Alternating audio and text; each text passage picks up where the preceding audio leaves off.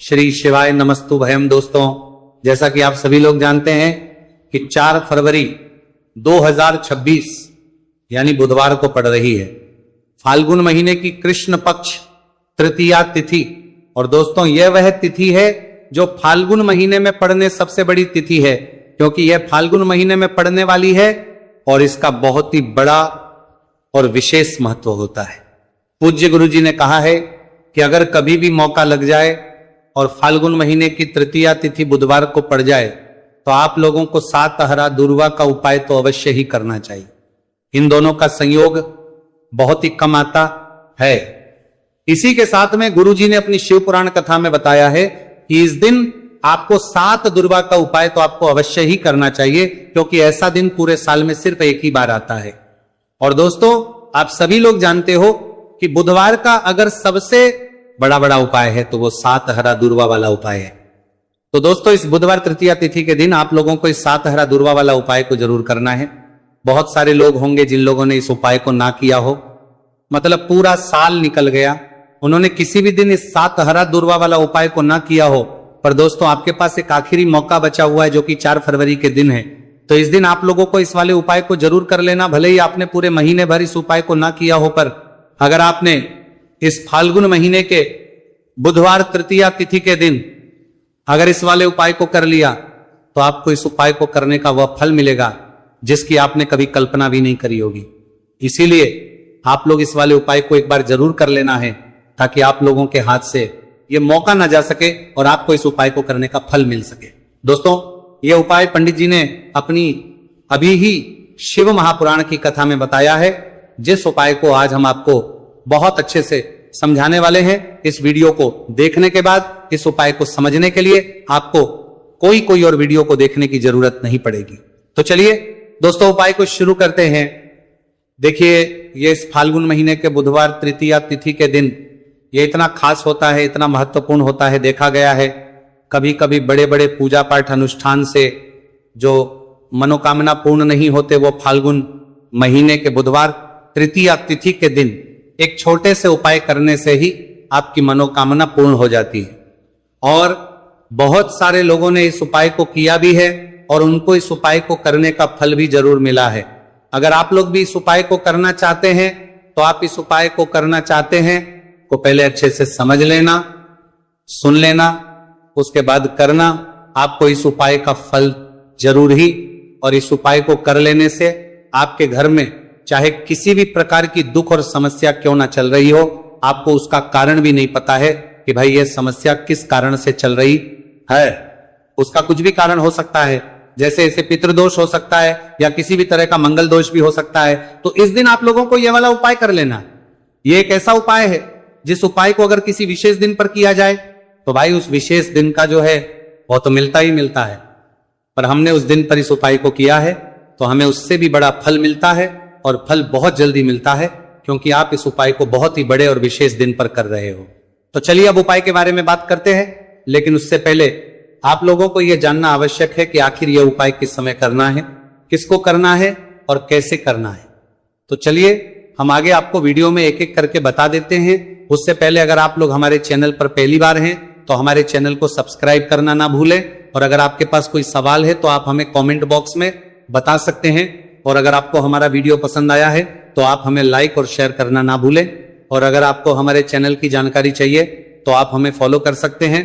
और अगर आपके पास कोई प्रश्न है तो आप हमें कमेंट बॉक्स में बता सकते हैं। पहली बार आए हैं या फिर मेरी आवाज आज पहली बार सुन रहे हैं तो हमारे चैनल को सब्सक्राइब जरूर कर लेना, और इस वीडियो को करके कमेंट बॉक्स में श्री शिवाय नमस्तु भयम ओम नमः शिवाय जरूर टाइप कर देना। तो दोस्तों, इस 7 दुर्वा वाला उपाय को हमें इस बुधवार तृतीया तिथि के दिन कैसे करना है, किसको करना है, किस समय करना है और कहां पर करना है, ये सारे सवालों के जवाब आपको इस वीडियो में मिल जाएंगे। और जो ये वीडियो देखेगा भाई, उसको 7 हरा दुर्वा वाला उपाय जरूर करना चाहिए, क्योंकि इस दिन 7 दुर्वा का भी बहुत ही बड़ा और विशेष महत्व होता है। और जब बात आ जाए हरा दुर्वा की तो ये सोने पर सुहागा वाली बात हो जाती है, और ये एक बहुत ही बड़ा उपाय हो जाता है इस बुधवार तृतीया तिथि का। तो अब दोस्तों, इस 7 हरा दुर्वा वाला उपाय को आखिर करना किसको है, सबसे पहले हम लोग वो बात जान लेते हैं तो देखो, घर की जो बड़ी माताएं बहनें होती हैं, उन माताओं बहनों में से कोई भी एक बड़ी माता बहन इस वाले उपाय को कर सकती है। और दोस्तों, अगर आप चाहें तो अपने घर में से सभी सदस्यों भी इस उपाय को करवा सकते हैं। अगर किसी व्यक्ति की खुद की कोई मनोकामना है, खुद की कोई दुख और परेशानी है जो कि वो अपने लिए ही करना चाहता है, इस वाले उपाय को तो वो खुद अपने लिए भी कर सकता है।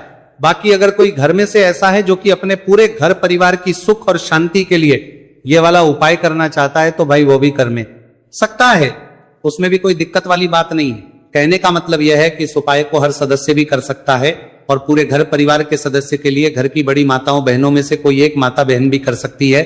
माताएं बहनें अगर घर में उपस्थित ना हो या वो ये वाला उपाय ना कर पा रही हो, तो फिर घर का कोई बड़ा सदस्य भी इस 7 हरा दूर्वा वाला उपाय को कर सकता है, चाहे फिर वह पुरुष ही क्यों ना हो, उसमें कोई भी दिक्कत वाली बात नहीं है। अब दोस्तों, जो अगला प्रश्न निकल कर आता है वो ये आता है इसको लेकर कि आखिर इस उपाय को हमें किस समय करना है, सुबह के समय करना है कि शाम के समय करना है। तो देखो, इस वाले उपाय को आप लोग सुबह के समय भी कर सकते हो और शाम के समय प्रदोष काल में भी कर सकते हो। अब अगर आप पूछो कि भाई सबसे उत्तम समय कौन सा रहेगा इस 7 हरा दूर्वा वाला उपाय को करने का, तो हम आपसे बस यही कहेंगे कि इस उपाय को आप सुबह के समय करेंगे तो ज्यादा बेहतर होगा। बाकी अगर प्रदोष काल के समय भी करेंगे तो भी अच्छा होगा, उसमें कोई भी दिक्कत वाली बात नहीं है। तो अब दोस्तों, जो अगली सबसे बड़ी और महत्वपूर्ण बात आती है वो ये आती है कि सुबह अगर हम उपाय को करेंगे तो हमें कितने बजे से लेकर कितने बजे तक के बीच में करना है, और शाम के समय प्रदोष काल में करेंगे तो हमें कितने बजे से लेकर कितने बजे के बीच में करना है। तो देखो, सुबह जितनी जल्दी हो सके आप उपाय को करने की कोशिश करना। बाकी अगर कारणवश लेट भी हो जाओ, थोड़ी देर भी हो जाए, तो 10 या 11 बजे तक भी आप उपाय कर लेना, पर 12 बजे से ज्यादा देरी ना हो, ठीक है, इस बात का ध्यान रखना। उसके बाद में दोस्तों, अगर शाम के समय प्रदोष काल की बात करें, प्रदोष काल का जो समय है होता है वो शाम के 6 बजे से शुरू हो जाता है। मतलब शाम के 6 बजे से लेकर शाम के 6 बजे से रात के 8 बजे के बीच का जो समय होता है, ये समय प्रदोष काल का समय होता है। तो इस उपाय को 7 या 8 बजे के बीच में भी कर सकते हो। मैं आप कभी भी इस वाले उपाय को कर सकते हो, उसमें कोई भी दिक्कत वाली बात नहीं है। तो फाल्गुन का महीना ही है जो आपको धन दौलत पुण्य दोनों ही देने वाला है।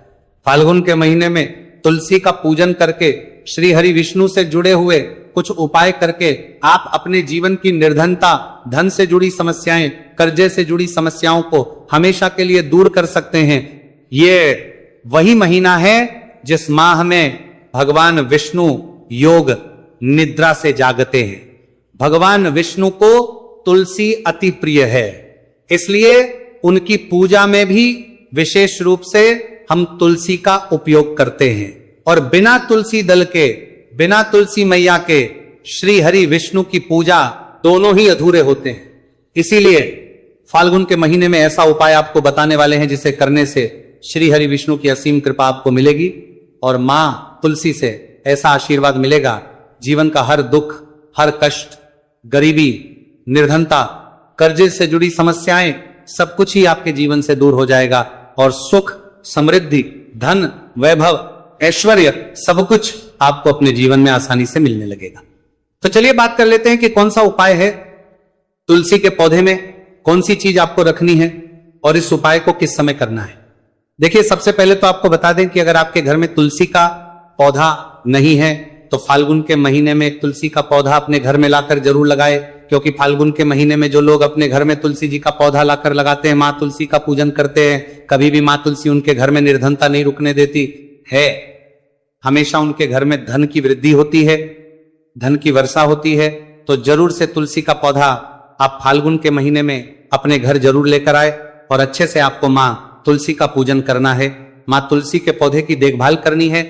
और वो कौन चीज है जो आपको तुलसी के पौधे में फाल्गुन के महीने 4 फरवरी बुधवार तृतीया तिथि में रखना है। और कैसे ये चीज रखते ही रातों रात आपके जीवन में चमत्कार होगा और आपके भाग्य का भी आपको साथ मिलेगा। तो देखिए, इस वीडियो में जितने भी उपाय हम आपको बताएंगे सभी उपाय सरल है। देखो, गुरुजी ने कहा है कि बुधवार के दिन आपको 7 हरा दूर्वा वाला उपाय तो अवश्य ही करना चाहिए। वीडियो के अंतिम में आपको उपाय बताया है। आपको करना है। देखो, आगे बढ़ने से पहले वीडियो को एक लाइक जरूर करें। देखो, सबसे पहला उपाय, यदि आपके जीवन में कर्जा बहुत अधिक है, आपके जीवन में संकट बहुत अधिक रहते हैं, आपके ऊपर बहुत अधिक विपदा आ रही है, बार बार आपको अपने व्यापार में और अपने धन में हानि देखने को मिल रही है, यानी कि आपको प्रत्येक कार्य में हानि हो रही है, तो आपको यह उपाय करना चाहिए। इस उपाय को करने के लिए आपको दो चीजों की आवश्यकता होगी। सबसे पहले है, आप जानते हो, जो कि भगवान गणेश जी को समर्पित होती है, तो आपको वो हरा दुर्वा की आवश्यकता होगी। साथ ही में एक लोटा जल की आवश्यकता होगी। और आप जब भी उपाय को करें, जिस दिन भी आपको करें, तो आपको प्रातः कल सुबह ही सुबह वह करना है। इस बात का विशेष रूप से आपको ध्यान रखना है, ठीक है। तो आपको एक हरा दुर्वा लेनी है। अगर आधा हरा दुर्वा भी मिल जाती है तो भी कोई दिक्कत नहीं है, बस आपको हरा दुर्वा है। अगर ज्यादा ना मिले तो उस स्थान पर एक हरा दुर्वा भी ले सकते हैं। हरा दुर्वा आपको आसानी से कहानी पर भी मिल जाएगी। बस याद रखिएगा, शुद्ध दुर्वा, और मतलब उसे शुद्ध करके ही उपयोग में लीजिएगा, है ना। तो आपको करना क्या है, एक हरा दुर्वा या एक से ज्यादा भी हरा दुर्वा आप लोग ले सकते हैं। तो एक हरा दुर्वा अपनी ले लीजिए, एक हरा दुर्वा के साथ में आप एक लोटा जल ले लीजिए, और इन दोनों ही चीजों को लेकर शिवाजी के मंदिर पहुंच जाइए। जी के मंदिर पहुंचकर सबसे पहले आप शिवाजी के पास में बैठ जाइए। शिवाजी के पास में बैठने के बाद जो शिवाजी की शिवलिंग होगी, शिवलिंग के ऊपर सबसे पहले आपको यह दुर्भाग्य को समर्पित करना है। दुर्भाग्य को कुछ इस प्रकार से समर्पित करना है कि जो दुर्भाग्य की दांडी का मुख होगा वो जलधारी की तरफ हो, जहां से जल नीचे करता है ना। और जो हरा दुर्वा का मिला हुआ भाग होगा वो अपने आप शिवाजी के पीछे की तरफ हो जाएगा, ठीक है। तो इस प्रकार से ये हरा दुर्वा का ये दुर्वा आपको भगवान शिवाजी का शिवलिंग के ऊपर समर्पित करनी है। और जो एक लोटा जल आप अपने साथ लेकर आए हैं, इसी दूर के ऊपर भगवान शिवजी के शिवलिंग के ऊपर एक धारा से आपको समर्पित कर देना है, ठीक है। अब यहां पर देखने बात यह है कि यह उपाय इस व्यक्ति को करना है जिस व्यक्ति की नौकरी नहीं लग रही हो, जो व्यक्ति परीक्षा में पास होना चाहता हो, तो इस व्यक्ति को अपने हाथों से इस उपाय करना है, तभी उपाय कम करेगा, ठीक है। उपाय को करने के बाद आपको 3 महीने उपाय आपको कब तक करना है, जब तक कि आपकी नौकरी ना जाए। जब तक आप इस उपाय को नियम के साथ करो, आपकी नौकरी जरूर लगेगी। अब बात करते हैं दूसरे उपाय के बारे में। तो देखिए, दूसरे उपाय जो है, देखिए इस उपाय के लिए आपको मात्र एक लौंग का जोड़ा लेना है, यानी कि 2 फूल वाली लौंग लेनी है। साथ में आपको मात्र थोड़ा सा शहद लेना होगा, और इसी के साथ में आपको तांबे के पात्र, अंदर शुद्ध जल लेना होगा। अब देखिए, इन सभी सामग्रियों को लेकर के आपको भगवान शिव के मंदिर में पहुंच जाना है। देखिए, ये उपाय आप सुबह से लेकर शाम तक कर सकते हैं। तो वह सबसे पहले तो आपके पास जो 2 फूल वाली लौंग हैं, उन्हें आपको शहद के अंदर अच्छे से डुबो है, यानी कि दोनों लौंग पर आपको अच्छे से शहद का लेपन कर देना है। अब आपको जो आपके पास एक लोटा जल है, सबसे पहले तो उसे शिवलिंग पर धीरे धीरे समर्पित करना है, और श्री शिवाय नमस्तुभयम इसका जाप करते हुए समर्पित कर देना है। अब आपके पास जो 2 फूल वाली लौंग है शहद से, उसे आपको शिवलिंग पर अर्पित करना है, और आपको प्रार्थना करनी है कि जीवन में जो रोग की स्थिति है वह समाप्त हो, जीवन के जो संकट और समस्याएं हैं वह सभी समाप्त हो, जीवन से जो कर्ज की समस्या है वह समाप्त हो। इस प्रकार से प्रार्थना करते हुए ये जो 2 फूल वाली लौंग ही शहद संयुक्त इस आपको शिवलिंग पर अर्पित कर देनी है। आपकी जो भी समस्या होगी इस बुधवार के दिन अवश्य ही समाप्त हो जाएगी। तो इस प्रकार से आपको पहला उपाय करना है। अब हम बात कर लेते हैं दूसरे उपाय के बारे में। देखिए, यह उपाय आपके लिए सर्वश्रेष्ठ होने वाला है। देखिए, इस उपाय के लिए आपको चाहिए होंगे 5 हरा मूंग के दाने, और मूंग के दाने कहीं से भी खंडित नहीं होने चाहिए, इस बात का ध्यान रखें। और इसी के साथ में आपको एक तांबे के पात्र के अंदर अपने घर से शुद्ध जल, 1 लोटा जल ले लेना है। अब दोस्तों, इन सभी सामग्रियों को लेकर के आपको सीधे पहुंच जाना है भगवान शिव के मंदिर में। देखिए, इस उपाय को भी आप सुबह भी कर सकते हैं और शाम के समय में भी कर सकते हैं। देखिए, भगवान शिव के मंदिर में पहुंचने के बाद आपके पास जो 5 हरे मूंग हैं, उनमें से पहला जो हरा मूंग है, आपको शिवलिंग के सामने जो नंदी महाराज होते हैं और उनका जो पैर उठा हुआ होता है, वहां पर आपको पहला हरा मूंग समर्पित करते हैं, और आपको श्री शिवाय नमस्तुभयम इसका जाप कर लेना है। फिर आपको दूसरा हरा मूंग लेना है, और शिवलिंग पर जो श्री गणेश जी वाला स्थान होता है, वहां पर आपको ये दूसरा हरा मूंग समर्पित कर देना है, यानी कि शिवलिंग के सीधे तरफ आपको ये दूसरा हरा मूंग समर्पित करना है। और फिर आपको ओम गण गणपते नमः या फिर ओम श्री गणेशाय नमः इसका जाप कर लेना है। तीसरा, हरा मूंग का दाना आपको भगवान शिव की सबसे प्रिय पुत्री माता अशोक सुंदरी वाले स्थान पर समर्पित करना। शिवलिंग की जो जलाधारी होती है, जहां से जल बह करके आता है, उसी जलाधारी के बीच में जो कहीं कहीं उठी हुई लाइन होती है सांप की आकृति के रूप में, वहीं पर आपको तीसरा हरा मूंग समर्पित करना है और फिर आपको ओम नमः शिवाय इसका जाप कर लेना है। अब दोस्तों, चौथा जो हरा मूंग है उसे आपको भगवान कार्तिकेय जी का जो स्थान होता है शिवलिंग पर, वहां पर आपको ये चौथा हरा मूंग का दाना समर्पित कर देना है और आप ओम नमः शिवाय इसका जाप कर लेना है। अब दोस्तों, आपके पास जो पांचवा और अंतिम हरा मूंग बचा हुआ है उससे जल के पात्र के अंदर डाल देना है और इस हरे मूंग से युक्त जल से आपको भगवान शिव के शिवलिंग का अभिषेक कर देना है।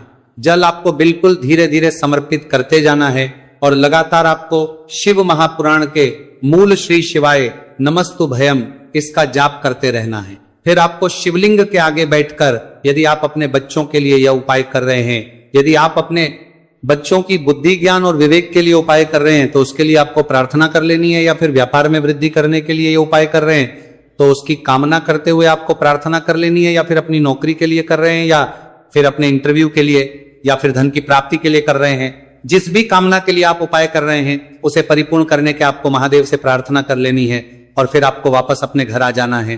पूज्य गुरु जी ने कहा है कि जो भी व्यक्ति इस उपाय को कर लेता है तो यकीन मानिए आपके जीवन की जो सारे संकट, कष्ट और बाधाएं ही वह सभी समाप्त होंगे। अब हम बात करते हैं अगले उपाय की। इस उपाय के लिए आपको एक दीपक लेना है। दीपक आप मिट्टी का भी ले सकते हैं और शुद्ध आटा मढ़कर उसका दीपक भी आप तैयार कर सकते हैं। अंदर गोलबाती का प्रयोग करना है और दीपक के अंदर आपको शुद्ध घी का प्रयोग करना है। इसी के साथ में आपको मात्र एक फूल वाली लौंग लेनी होगी। अब यह एक दीपक और एक फूल वाली लौंग लेकर के सीधा आपको पहुंचना होगा बरगद के वृक्ष के। वहां पर देखिए, सबसे पहले तो आपके पास जो एक फूल वाली लौंग है उससे आपको बरगद के वृक्ष की जड़ में समर्पित करना है।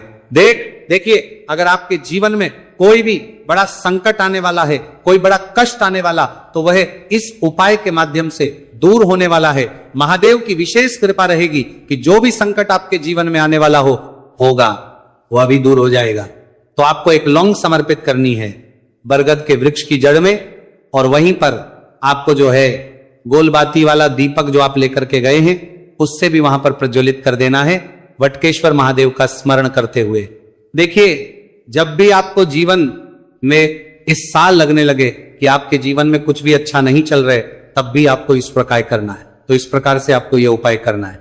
अब हम जान लेते हैं चौथे विशेष उपाय के बारे में। देखें, यदि आपके विवाह में, शादी में कोई भी समस्या आ रही है, यदि आपका जो कर्ज है वो दिन पर दिन बढ़ते ही जा रहा है, तो आपको ये चमत्कारी उपाय करना चाहिए। कोई भी समस्या अगर जीवन में है तो उसे दूर करने के लिए आपको इस उपाय करना चाहिए। मंगल दोष से जुड़ी हुई समस्या भी है तब आपको यह उपाय करना चाहिए। देखिए, इस उपाय के लिए आपको एक तांबे के पात्र के अंदर अपने घर से शुद्ध जल लेना है और इसी के साथ में आपको एक चुटकी लाल चंदन लेना होगा। अब आपको क्या करना है कि जो लाल चंदन आपने लिया है उसे आपको उससे जल के पात्र के अंदर डाल देना है, और यह जल जो है आपको लाल चंदन से युक्त तैयार कर लेना है, और यह लाल चंदन से युक्त जल आपको भगवान शिव के मंदिर में लेकर के पहुंचना है। लेकिन उपाय भी आप सुबह से लेकर के शाम तक कर सकते हैं। अब दोस्तों, ये जो लाल चंदन से युक्त जल है इससे आपको भगवान शिव के शिवलिंग पर धीरे धीरे अर्पित कर देना है और आपको लगातार श्री शिवाय नमस्तु भयम इसका जाप करते रहना है। देखिए, यदि आपके जीवन में विवाह से जुड़ी समस्या चल रही है तो आपको मंगलेश्वर महादेव का स्मरण करना है, और जीवन में अधिक कर्ज की समस्या है तो आपको आर्यन मुक्तेश्वर महादेव का स्मरण करना है। देखना, एक दिन आपकी सब तरह की समस्या जल्दी ही समाप्त हो जाएगी। तो इस प्रकार से आपको ये चौथा उपाय करना है।